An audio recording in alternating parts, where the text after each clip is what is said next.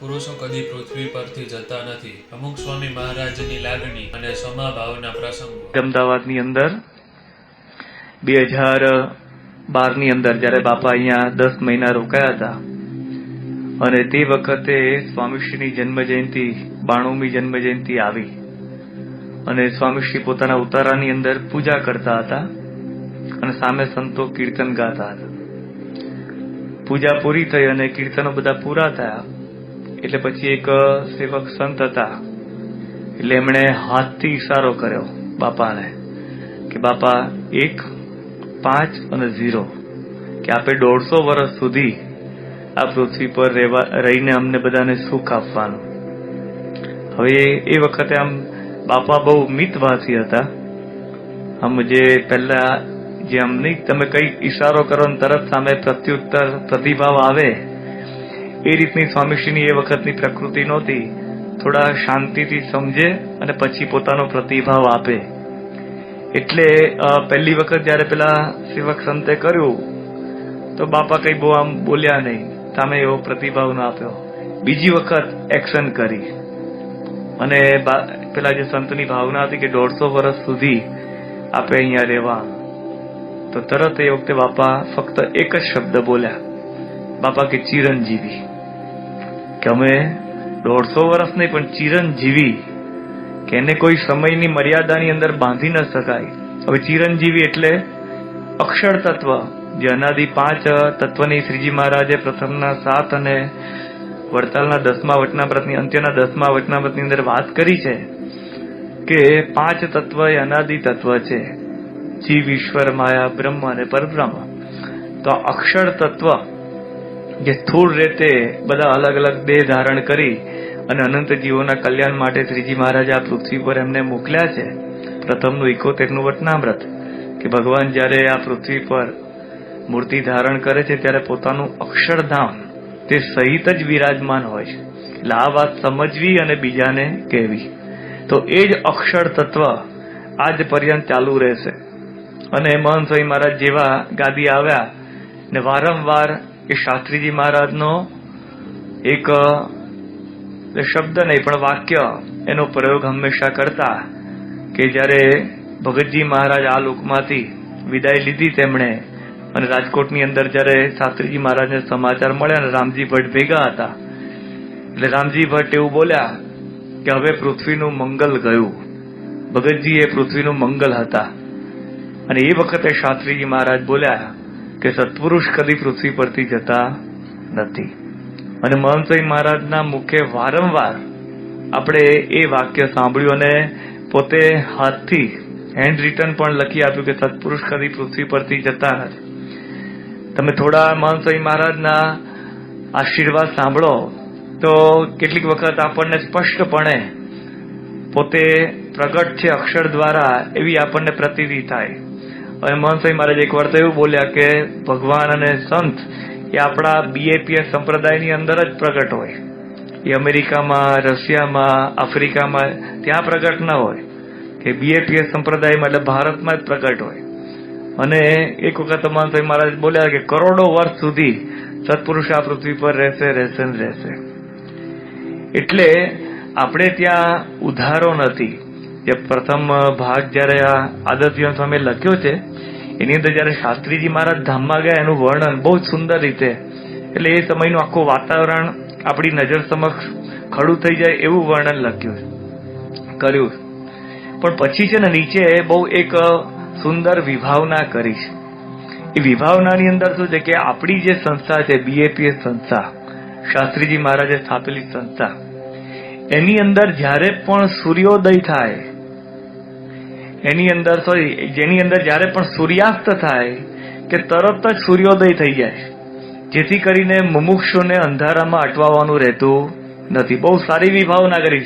સૂર્યાસ્ત થાય એટલે કે જયારે સત્પુરુષ દેહ લીલા સંકેલે તરત જ જે એના પછીના જે સત્પુરુષ હોય કે જેમણે આગળ આ કલ્યાણનો ઈજારો અને કલ્યાણનો દોર એને હાથમાં લેવાનો છે એ તરત જ ઓન ધ સ્પોટ એ પોતાની સત્તા ઉપર આવી જાય. મહંત સ્વામી મહારાજને એક વખત પૂછવામાં આવ્યું હતું કે કારણ કે મહંત સ્વામી મહારાજ એવા સત્પુરુષ છે કે તેમણે શાસ્ત્રીજી મહારાજ, યોગીજી મહારાજ, પ્રમુખ સ્વામી મહારાજ એ ત્રણ સત્પુરુષના દર્શન કર્યા.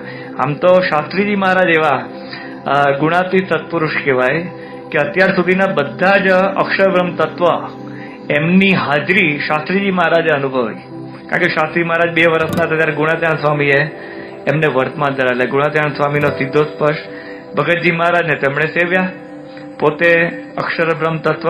ત્યાર પછી યોગીજી મહારાજ, પ્રમુખ સ્વામી મહારાજ, યોગીજી મહારાજ એમની સાથે રહ્યા, પ્રમુખ સ્વામી મહારાજને દીક્ષા આપી અને મહંત સ્વામી મહારાજનું નામ પણ એ શાસ્ત્રીજી મહારાજે પાડ્યું. એટલે શાસ્ત્રીજી મહારાજ આપણા સંપ્રદાયની અંદર એવા સત્પુરુષ કે જેમણે અત્યાર સુધીના બધા જ ગુણાતીત પુરુષો એમનો સંયોગ, એમનો યોગ એમણે પ્રાપ્ત થયો છે અને એમની હાજરી એમણે અનુભવી. એટલે મહંત સ્વામી મહારાજને આ પૂછ્યું હતું કે શાસ્ત્રીજી મહારાજ જયારે સત્પુરુષ હોય, પછી યોગીજી મહારાજ અને પ્રમુખ સ્વામી મહારાજ, તો બધા જ સત્પુરુષ સાથે હોય એક સાથે જ પૃથ્વી પર, તો એ વખતે આમ ન જણાવે કે ભાઈ હવે આના પછી આ. તો મહંત સ્વામી મહારાજ બહુ સારી વિભાવના કરી. મહંત સ્વામી મહારાજ કે મર્સિડીઝ ગાડી બધી ગેરેજમાં પડી હોય, પછી છે ને એ વખતે જે તમે વાપરતા હો એ જે છે ને એક્ટિવ હોય, બાકીની બધી ગેરેજમાં પડી હોય.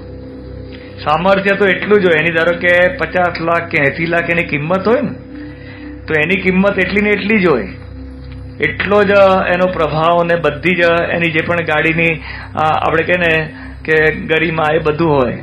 અને પહેલી ગાડી બધી રીતે જેટલી વાપરી હોય એટલી એકદમ વપરાઈ જાય, આપણે કહે ને કે એનો કફ નીકળી જાય ને ત્યાર પછી બીજી ગાડી છે ને રોડ ઉપર આવે. એમ સત્પુરુષ એમને પોતાના કાર્યકાળ દરમિયાન જેટલું કાર્ય કરવું હોય એટલું પોતે કરી લે, ત્યાર પછી બીજા જે સત્પુરુષ હોય એ આગળ આખી સંસ્થાને જપાવે. પ્રમુખ સ્વામી મહારાજ તો 1985ના સમયમાં એવું બોલ્યા હતા કે શાસ્ત્રીજી મહારાજે આ સંસ્થાના પાયા પાતાળે નાખ્યા. એટલે કોઈ શિખર તો શું, શિખરની કાંકરી પણ ખેરવી શકશે એ નહીં. શાસ્ત્રીજી મહારાજ જયારે પ્રમુખ સ્વામી મહારાજને પ્રમુખ બનાવ્યા અને એ વખતે નિર્ગુણ સ્વામી બીમાર હતા આણંદ, અને એમને ખબર પડી કે શાસ્ત્રીજી મહારાજે નારાયણ સ્વરૂપદાસને પ્રમુખ બનાવ્યા. તો એ વખતે નિર્ગુણ સ્વામી આણંદમાં બોલ્યા કે શાસ્ત્રીજી મહારાજે આપણી સંસ્થાના પાયા પાતાળે નાખ્યા. એટલે આપણે ત્યાં સત્પુરુષ હંમેશા હોય છે ને રહેવાના છે.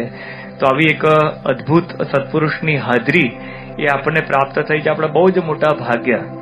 એટલે આજના દિવસની આપણે સ્મૃતિ કરીએ તો મોટા પુરુષે આપણે વચ્ચેથી વિદાય લીધી, પણ એમણે એમના સ્વરૂપ જે સત્પુરુષ છે એમની પણ સહેજે આપણને એક કાગળની અંદર ઓળખાણ કરાવી. ઘણા કહેતા હતા કે જયારે આવી આખી સંસ્થાની અંદર આવી હલચલ થશે એટલે એટલું બધું આમ હકલ ટકલ થઈ જશે અને એટલું બધું આમ ફેરફાર અને બધું વેરવિખેર થઈ જશે. પણ અહીંયા ભગવાન અને સંત ચલાવે છે ગુણની ગાદી છે. અહીંયા કોઈ વારસાની ગાદી નથી, અથવા ધારો કે બીજી વિદ્વત્તા અથવા કઈ બીજી મહત્તાની ગાદી નથી. આપણે ત્યાં ગુણની ગાદી છે અને અક્ષરબ્રહ્મ તત્વની ગાદી છે. એટલે અક્ષરબ્રહ્મ તત્વ એ શાશ્વત છે, એટલે એની અંદર બધા ગુણો એ રહેવાના. એટલે એ બધી કોઈકના મનની અંદર આવી ભાવના હોય અથવા વિચારણા હોય, પણ આપણે ત્યાં તો એક જણાએ વિભાવના કરી કે જેમ ગાડી જે ફૂટપાથ જતી હોય ટ્રેન, અને જયારે પાટો બદલે ને ત્યારે આપણને અનુભવ થાય છે, ખડખડ કરતા અવાજ આવે. એમ જયારે આખા સત્પુરુષ BAPS સંસ્થા મિની ગવર્મેન્ટ જેવી સંસ્થા અને સત્પુરુષ બદલાયા, કહેતા કે નવું સ્વરૂપ સત્પુરુષનું આવ્યું, એટલો પણ અવાજ નથી આવ્યો, એટલી પણ હલચલ અંદર એ થઈ નથી.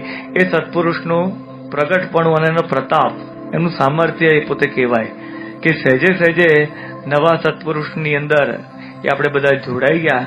તો આજે આપણે તો વિશેષતઃ પ્રમુખ સ્વામી મહારાજની સ્મૃતિ એ કરવાના છીએ. ગઈકાલે આપણે જે વાત કરી કે પ્રમુખ સ્વામી મહારાજમાં અનંત ગુણો હતા, પણ અનંત ગુણોની અંદર જે મુખ્ય ગુણ સ્પર્શી જાય એવો ગુણ હતો એ ક્ષમા ભાવના. કારણ કે આપણને એક અનુભવ થાય છે કે પ્રમુખ સ્વામી મહારાજે આવી એક વિશ્વવ્યાપી સંસ્થા કરી, આટલા મંદિરો કર્યા, આટલા સંતો કર્યા, આટલા હરિભક્તો કર્યા, એ બધાને એક તાતણે રાખ્યા. બહુ અઘરું છે. આપણને અનુભવ છે, આપણે જે 20, 25, 50 વર્ષથી સંસારની અંદર નાના મોટા કામ કરીએ છીએ, ઘર સંસાર ને વ્યવહાર ચલાવે છે, 5 માણસને સારી રીતે આપણે રાખી શકતા નથી. 5 માણસમાં દરેક પ્રત્યે આપણો ભાવ થોડો વધતો ઓછો, વધારે ને ઓછો હોય છે. અને એ લોકોને આપણા માટે એવો ભાવ હોય કે આ મારું વધારે રાખે છે, મારું ઓછું રાખે. એની સામે આટલી મોટી સંસ્થા, આટલા સંતો અને આટલા હરિભક્તો, એ બધાને સરખો પ્રેમ, આદર અને બધા પ્રત્યે આવી લાગણી રાખવી કેટલું અઘરું છે, કેટલું બધું આમ કઠણ કહેવાય, અને આમ જોવા તો દુર્લભ કહી શકાય. એવી એક બાપાની ધારો કે આ પ્રમાણે કાર્યશૈલી, પણ એની સામે આપણે જોઈએ કે થ્રુ આઉટ 95 વર્ષ સુધી બાપાએ બધાને રાજી રાખ્યા. ગઈકાલે આપણે ઘણા બધા પ્રસંગો સાંભળ્યા કે એની અંદર નાના મોટા બધા જ પ્રસંગોએ એમણે એ બધાને ક્ષમા આપી છે. ક્યારેય નાના મોટા પ્રસંગોએ પણ કોઈને સહેજ પણ એક ઊંચે અવાજે એ વાત કરી નથી. કેટલીક વખત કેવા પ્રસંગો થાય કે સંસ્થાની અંદર એ સમયે કેટલીક વખત આર્થિક નુકસાન થાય. હવે ભારે પૈસાની કટોકટી હોય અને એની અંદર આર્થિક મોટું નુકસાન થાય એટલે જે કામ કરનાર જે વ્યક્તિ હોય ને હેપતાઈ જાય કે હવે શું થશે. અને સ્વાભાવિક છે, આપણાથી કોઈ નુકસાન થાય એટલે આપણા ઉપરીનો આપણી ઉપર કોપ થવાનો જ છે એવું મનની અંદર થઈ જ જાય. એટલે નિરાશાની અંદર, ડિપ્રેશનની અંદર આવી જાય. પણ એ સમયે પણ બાપા એટલા બધા સ્થિર રહ્યા છે, એટલા બધા ક્ષમાશાળી થયા. ત્યાં ગોંડલ ગુરુકુળનું 1966 ની અંદર કામ ચાલતું હતું અને સિદ્ધેશ્વર સ્વામી અને રામચરણ સ્વામી એ બંને બાંધકામનું કામ સંભાળતા હતા.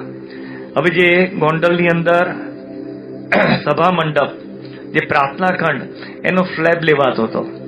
હવે ભગવાનનું કરવું, કંઈક કામ કાચું હશે.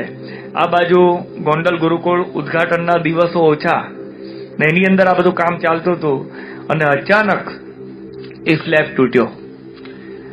જીવન ચરિત્રની અંદર ઉલ્લેખ છે કે એ સમયે 60 થી 70 હજાર રૂપિયાનું નુકસાન કહેવાય. એટલે અત્યારે 60-70 લાખ સમજી જ લેવા, એના કરતા પણ વધારે. હવે એ સમયે યોગીજી મહારાજ, તમે યોગીજી મહારાજની ગોંડલ માટેની જે લાગણી, એના કેટલાક પ્રસંગો સાંભળો ને તો ખુલ્લે આમ બધાને દેખાય કે યોગી આપાને બસ ગોંડલ જ દેખાય છે, બીજું કંઈ દેખાતું નથી. ઇવન એ વખતે સારંગપુરના જે કોઠારી, ગઢડાના જે કોઠારી સંતો સ્પષ્ટપણે કહેતા કે યોગીજી મહારાજ બધું ગોંડલ જ ખેંચી જાય, બધું જ ગોંડલ, નાનું મોટું હોય તો ગોંડલ. ઇવન અહીંયા અમદાવાદની પ્રતિષ્ઠા હતી અને અમદાવાદની પ્રતિષ્ઠાની અંદર પ્રસંગ કેવો થયો કે સ્વાભાવિક છે, આટલા હરિભક્તો આવવાના હોય એટલે પાગરણ લાવવાનું હોય. પણ અમદાવાદના એક સંત હતા ને, એને મનની અંદર હંમેશા કે યોગી આપા બધું ગોંડલનું બહુ ભેગું કરે છે.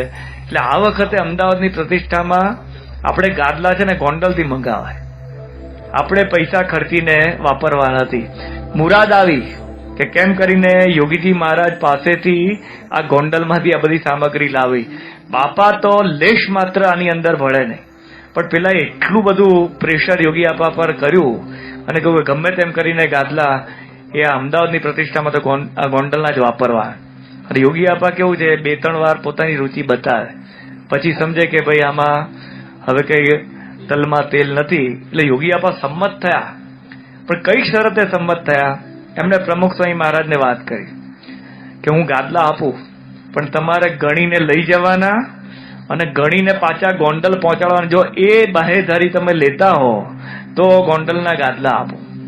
પેલા સંતને તો ગમે તેમ કરીને લાવવાતા, પણ કહેવાય છે કે બાપા એવી રીતે જ ગોંડલથી ગાદલા અહીંયા લાવ્યા અને પ્રતિષ્ઠા પૂરી થઈ. અને તમે પ્રસંગ પહેલા ભાગની અંદર વાંચજો કે બાપા એ ગાદલાની ટ્રક ભરી ઉપર સૂતા અહીંથી, પછી સુરેન્દ્રનગર લીંબડી થોડો રેસ્ટ કર્યો અને પછી છેક ગોંડલ ગયા અને પછી બરાબર ગણીને યોગી આપાને જયારે કહ્યું કે એક્ઝેક્ટ એટલા છે, ત્યારે યોગી આપાને હાથ થઈ કે આપણા ગોંડલના ગાદલા પાછા આવી ગયા. તો એ સમયની અંદર ગોંડલનું 60 થી 70 હજાર રૂપિયાનું નુકસાન થયું હોય એટલે પેલા બંને સંતો એટલા હેતા કે પૂરું થઈ ગયું, આપણી સેવા ઉપર પાણી ફરી વળ્યું એવું થયું. પણ એ વખતે યોગીજી મહારાજને વિતરણની અંદર સમાચાર મળ્યા અને તાત્કાલિક બાપાને એમણે કહ્યું કે તમે ગોંડલ જઈ અને એ પરિસ્થિતિ શું થઈ છે એના સમાચાર પ્રાપ્ત કરો. અને બાપા ત્યાં આવ્યા. હવે જેવા પ્રમુખ સ્વામી મહારાજ ગોંડલની અંદર આવે એટલે બંને સંતો ફફડ્યા કારણ કે એ વખતે તો બાપા પ્રમુખ હતા અને ઓવરઓલ બધા જ નાના મોટા બાંધકામ ને બધું એ પ્રમુખ સ્વામી મહારાજ એનું ધ્યાન ને દેખરેખ રાખતા હતા. એટલે બંને સંતોને એવું કે બાપા ખખડાવશે, કારણ કે આટલું મોટું નુકસાન સંસ્થાની અંદર તમે કર્યું, કારણ કે જવાબદારી જેની હોય એના માથે તો આવે જ. પણ એ વખતે બાપાએ ક્ષમા યાચીને એક શબ્દ એ બંને સંતોને કહ્યો. બધું જોયું કેવી રીતે પડ્યું, એક શબ્દ કહ્યો નહીં અને કહ્યું કે ફરીથી આપણે શરૂ કરો. અને પેલા સંતોને એટલી રાહત થઈ ગઈ ને, હાથ થઈ ગઈ ને, અને પછી ફરીથી ઉત્સાહથી મળ્યા અને જે ટાઈમે ઉદઘાટન ગોંડલ ગુરુકુળનું કરવાનું થઈ ગયું. પણ આવી એક આર્થિક નુકસાનની પરિસ્થિતિ જયારે આવે ત્યારે પણ બાપા એક શબ્દ બોલતા, બાકી બીજો હોય તો આમ સોરી પાડે કે ધ્યાન રાખવું જોઈએ, નામ કરવું જોઈએ, કઈ ને બાપા છે ને પૈસા કરતા વ્યક્તિને વધારે પ્રધાનપણે રાખતા. બાપા કહેતા કે આ અત્યારે ઇન્ટેન્સફુલી તો કર્યું નથી, આજે કોઈ તમે ઇન્ટેન્સફુલી કંઈ પણ આ મનની અંદર રાખીને નુકસાન તમે કરો એ વસ્તુ જુદી છે, અને કામ કરતા કરતા નુકસાન થાય એ વસ્તુ જુદી છે.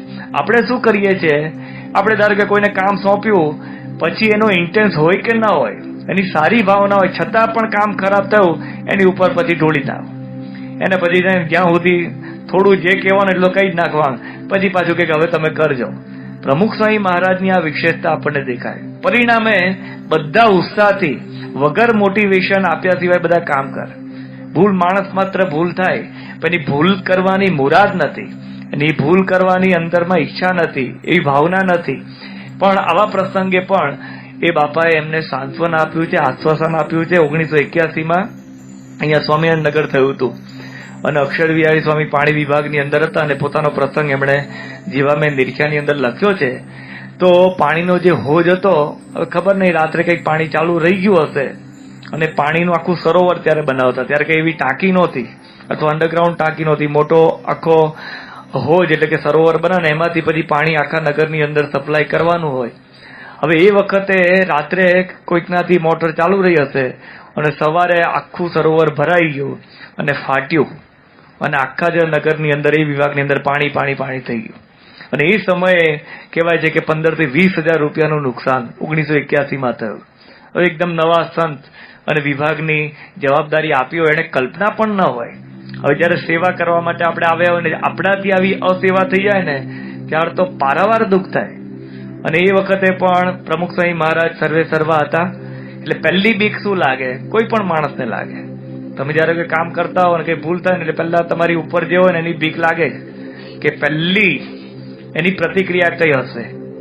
પહેલી પ્રતિક્રિયા, અને પહેલી પ્રતિક્રિયાના આધારે જ પેલો ફફડતો. એટલે પ્રમુખ સ્વામી મહારાજનું આમ વ્યક્તિત્વ કેવું હતું, આમ અંદરથી મૃદુ, પણ બાપાની ધારો કે આમ તમે જે પ્રતિક્રિયા અને બાપાને ધારો કે જે વ્યક્તિત્વ તમે જુઓ ને તો કોઈક આમ એની બાજુમાં ઉભા હોય થોડા તો ગભરાય, થોડું આમ ધીર ગંભીર, જે એમના શ્લોકોની અંદર લખ્યું છે ને સમુદ્ર સરખા ગંભીર છો, તો એવું એમનું વ્યક્તિત્વ. એટલે અક્ષર વિહારી સ્વામીના મનની અંદર પણ એવું થયું કે બાપા આવશે ને આવું બધું જોશે ને એટલે આજે તો આપણને ઠપકો આપશે. અને સવારે એમને જયારે ખબર પડી ને એ જયારે એની નજર સમક્ષ આખું આ જે તારાજી ભરેલું દ્રશ્ય જોતા એકદમ અવાક થઈ ગયા, મૂળ. અને કેટલી વખત નહીં આમ માણસ સ્થિર થઈ જાય ને, કોઈ લાગણીહીન, કયા મોઢા ઉપર એક્સપ્રેશન દુઃખના શું છે, એટલે આમ ઉભાતા જોયા કરતા હતા. અને એ વખતે બાપાને ખ્યાલ આવ્યો કે આ રીતે આવું થયું. એટલે બાપા ગાડીમાં આવ્યા, ત્યાં પાછળ આવીને ઉભા રહ્યા તો પણ અક્ષર વિહારીને ખબર નહીં કે પ્રમુખ સ્વામી મહારાજ પાછળ છે. એટલા એકદમ આમ કે શું કરવું, આપણને એ વખતે કઈ સૂઝે નહીં કે આમાંથી હવે કઈ રીતે રસ્તો કાઢવો. જયારે આપણે કહીએ કે આપ ફાટ્યું હોય પછી હવે કઈ જગ્યાએ થીંગડું મારું, એ પરિસ્થિતિમાં હતા. અને ધીરેથી બાપા એમના ખભા પર હાથ મૂક્યો અને ચમક્યા અને પાછળ જોયું તો પ્રમુખ સ્વામી મહારાજ. એટલે મનમાં શું હતું કે સીધું ફાયરિંગ જ આવશે, કારણ કે સમયાની અંદર આટલું મોટું નુકસાન થયું. પણ એ વખતે બાપા એક શબ્દ બોલ્યા. બાપા કે અક્ષર વિહારી આવું થયું, ભગવાનની ઈચ્છા. કયું નહીં હો કે હવે ધારો કે આમ કરીશું આમ કરીશું. શાંતિથી બાપા ગાડીમાં બેસીને ચાલ્યા ગયા. પેલા આ સંતની આંખમાં આંસુ આવી કે મારાથી આટલું મોટું નુકસાન થયું, મારી જવાબદારી છે, મારે ધ્યાન રાખવું જોઈએ. અને એની સામે બાપા એક શબ્દ બોલ્યા ને. અને એ વખતે છે ને અંતરની અંદર જે સેવા ભક્તિનો જે ઉત્સાહ જાગે છે ને, એ કદાચ પહેલા જે સેવા કરતા હોય ને એના કરતા 3-4 ગણો અનંત ગણો હોય. કે જો બાપાએ મારા માટે આવું એક વલણ દાખ્યું, હવે તો એના માટે શું ન થાય. તો આવી એક ક્ષમા ભાવના થ્રુ આઉટ જ્યારે સત્સંગની અંદર, સેવાની અંદર જે કંઈક સંતો કાર્યકરો જોડાય છે એના માટે દાખવી છે. પરિણામે એ બધા સંતો, એ બધા હરિભક્તો અથવા એ બધા કાર્યકરોએ મન મૂકીને સેવા કરી.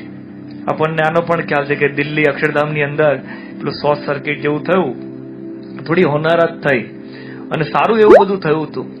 પણ ઈશ્વરચરણ સ્વામી ને બીજા બધા જે અધિકારી ત્યાંના જે સંતો હતા એ બધાના મોઢે આપણે સાંભળ્યું કે બાપાને જયારે આ પહેલી વખત સમાચાર આપ્યા તો એ વખતે બાપા બહુ જ શાંતિથી બધું સાંભળ્યું. એક શબ્દ અથવા એક વાક્ય એવું કહ્યું નહીં કે તમારે ધ્યાન રાખવું જોઈએ, આટલું બધું, આ બધું ન કરવું જોઈએ. હવે આવું થયું હોય એટલે કોઈક પ્રકારે બેદરકારી તો હોય તો ખરી જ, આપણી કંઈક આળસ ને બધું હોય, પણ એના ઉપર બાપાએ ફોકસ કર્યું જ નથી, એને નજરઅંદાજ કરી જ નથી. બાપાએ કે જે થયું ભગવાનની ઈચ્છા, અને આપણને લાગ્યું હતું કે ભગવાનની ઈચ્છાથી જે આ કેટલીક વખત શું હોય ખરાબ થયું, પણ પછી ધારો કે નવું જે સર્જન થયું, નવું ગર્ભગૃહ, તો એના કરતા પણ વધારે આપણને દર્શનનું સુખ આવે એવું થયું. પણ એ સમયે જે કંઈક નુકસાન થયું હશે, જે હોનારત થયું, એની અંદર જેટલા પણ સંકળાયેલા હતા એ દરેકને બાપાએ ઉદાર દિલે માફ કર્યા. ત્યાં કલકત્તાની અંદર પણ જયારે મંદિરનું નિર્માણ થતું હતું, હવે આખું મંદિર તૈયાર થઈ ગયું અને સ્વાભાવિકપણે એનો જે, કારણ કે પાણીવાળી જમીન હતી અને પાયાને બધું ધ્યાન રાખ્યું હતું, પણ હવે ભગવાનની ઈચ્છા, કેટલીક વખત તો આપણે ગમે તેટલું ધ્યાન રાખ્યું હોય છતાં પણ કોઈક જગ્યાએ આપણું કાચું રહી ગયું અને જયારે મંદિર પૂરું થવાનું હતું ને મંદિર પછી સહેજ બેસવા મળ્યું ને બધું થયું. હવે એ સમયની અંદર આ કેટલું રમકડાનું મંદિર હોય ને તો બરાબર, અથવા નહીં પેલા નાના નાના સોકેટ કરીને ઉભું કર્યું ને ફટ કરતું 2 કલાકમાં મંદિર તૈયાર કરો અને 2 કલાકમાં થોડા સ્પેર પાર્ટ જુદા કરીને પછી કર્યો ને પેલા બોક્સની અંદર પેક કરીને તમે લઈ જાઓ. આ તો પથ્થરનું મંદિર કરતા 2-2.5-3 વર્ષ થાય. હવે એ મંદિરને આખું ઉતારવાનું, ધીરે ધીરે આખું ઉતાર્યું, ફરીથી પાછા પાયા ગાળા ને ફરીથી, એટલે કલકત્તાનું મંદિર છે ને 2 વાર થયું જો, એક મંદિર નથી, એ 2 વાર આખું તૈયાર થયું. પણ એ વખતે પણ હવે સ્વાભાવિક છે આટલું મોટું જયારે કાર્ય એ તમારું ડિલે થાય, એની અંદર ખર્ચો થાય, ભલભલો માણસ થોડો તો ગરમ થાય. પહેલા ભાગની અંદર એક પ્રસંગ આવે છે, યોગીજી મહારાજ એક વખત મોજીદડ પધાર્યા અને મોજીદડની અંદર પધારવાનું કારણ હતું કે ત્યાં એક શાસ્ત્રીજીના પરમ ભક્ત હતા, ગણેશ ભક્ત, અને શાસ્ત્રીજી મહારાજ વિશે એમને જબરજસ્ત નિષ્ઠા. હવે એમણે યોગીજી મહારાજ પાસે એક વરદાન એવું માંગ્યું હતું, વચન માંગ્યું હતું કે હું જયારે ધામમાં જાઉં એ અંતકાળે તમે અવશ્ય મારી હાજરીમાં પારાયણ કરો અને આપના સાનિધ્યની અંદર મારે ધામમાં જવું છે એવું મને વચન આપો. એટલે યોગીજી મહારાજ એ વચન પૂરું કરવા માટે મોજીદડ પધાર્યા અને મુંબઈની અંદર પણ જે બધા સંતો અભ્યાસ કરતા હતા એ બધા સંતોને પણ મોજીદડ બોલાવ્યા અને એમની હાજરીની અંદર પારાયણ શરૂ થઈ. પણ એ સમયે પારાયણની અંદર પ્રમુખ સ્વામી મહારાજ નહોતા, એટલે બધાને ઈચ્છા થઈ કે આવી પારાયણ થાય છે, પ્રમુખ સ્વામી મહારાજ હોય તો વધારે સારું. એટલે યોગીજી મહારાજે બાપાને વિનંતી કરી અને બાપાને સમાચાર મોકલ્યા કે આ પારાયણની અંદર તમે પધારો. અને એ વખતે પ્રમુખ સ્વામી મહારાજ પીપળાઓની અંદર બિરાજમાન હતા. એટલે બાપા પીપળાઓથી અહીંયા અમદાવાદ આવ્યા અને અમદાવાદ ફક્ત સવારે ઉકાળા પાણી કરી, ફક્ત ઉકાળો ગ્રહણ કરીને અમદાવાદથી બાપા ટ્રેનમાં બેઠા, સુરેન્દ્રનગર આવ્યા. સુરેન્દ્રનગરથી બાપાએ પાછી ટ્રેન લીધી અને ત્યાંથી ચુડા સ્ટેશને આવ્યા અને રાત્રે ચુડા સ્ટેશને બાપા ત્યાં પહોંચ્યા. હવે મોજીદડથી બાપાને લેવા માટે એક વાહન કોઈ પણ મોકલવાનું હતું, પણ ત્યાં પારાયણનો માહોલ એટલો બધો જામ્યો હશે એટલે વાહન મોકલવાનું બધા ભૂલી ગયા કે પ્રમુખ સ્વામી મહારાજને આપણે ચુડા સ્ટેશન લેવા જવાનું. આ બાજુ ચુડા સ્ટેશન પર બાપા અને એમની સાથેના જે સંતો હશે રાહ જોતા હતા.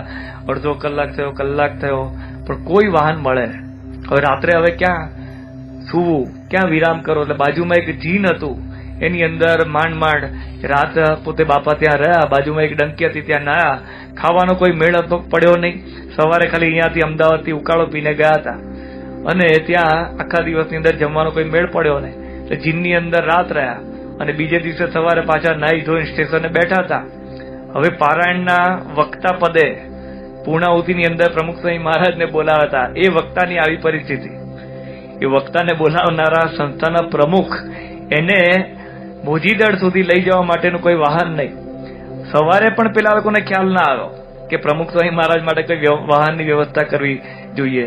બીજે દિવસે સવારે કેટલાક બોટાદના હરિભક્તો એને મૂકવા માટે એક વાહન ત્યાં આવ્યું અને એ વાહનની અંદર બાપા મોજીદળ પહોંચ્યા અને મોજીદળ જેવા પ્રમુખ સ્વામી મહારાજે જોયા ને એટલે બધાના હોંસકસ ઉડી ગયા. કોના?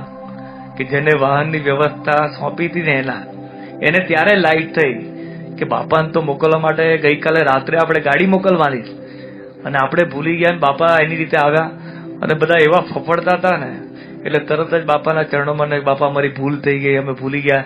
બાપા એક જ શબ્દ એક જ વાક્ય બોલ્યા, બાપા કે કોઈક વાર આવું થાય. શું બોલ્યા? કોઈક વાર આવું થાય. હવે જે વક્તા પદે હોય ને એનો પાવર પાછો જુદો હોય. જે પારાયણો ગજાવતા હોય, આખી સંસ્થાને પ્રમુખ તરીકે બધે નાની મોટી કાર્યવાહી કરતા હોય ને એની એટલી જબરજસ્ત આખી ઇમેજ ને બધું હોય, હાથમાં રાખવા પડે અમુક વક્તા તો. એને ટાઈમે ટાઈમે સ્ટેજ ઉપર લાવવાના, ટાઈમે ટાઈમે ગાડી, ટાઈમે ટાઈમે જમાડી દેવાના, ટાઈમે ટાઈમે એનો આરામ. આ તો આપણે અહીંયા ત્યાં બહુ સારું છે આપણી સંસ્થામાં. બાકી બહાર ધારો કે કોઈ પારાયણ બેસાડી હોય અથવા કોઈક આવો ઉત્સવ કર્યો ને એમાં કોઈને ઇન્વાઇટ કર્યા હોય, જ્યાં સુધી જાય નહીં ને ત્યાં સુધી તમને ઊંઘ ના આવે. પણ આવા સમયે એ પારાયણના મુખ્ય વક્તા તરીકે બાપાને ત્યાં બોલાવ્યા. એ પોતે ભૂલી ગયા છતાં પણ બાપા શું બોલ્યા કે કોઈક વાર આવું થાય. એક શબ્દ એમણે કહ્યો નહીં કે ભાઈ હું આવું પ્રમુખ છું, તમારે ધ્યાન તો રાખવું જોઈએ, કેવું તો જોઈએ. સવાર તો મોકલવી હતી ગાડી, રાત્રે ન મોકલી તો વાંધો નહીં, પણ સવાર તો ભાન આવવું જોઈએ ને. પણ એક શબ્દ એ વખતે બોલ્યા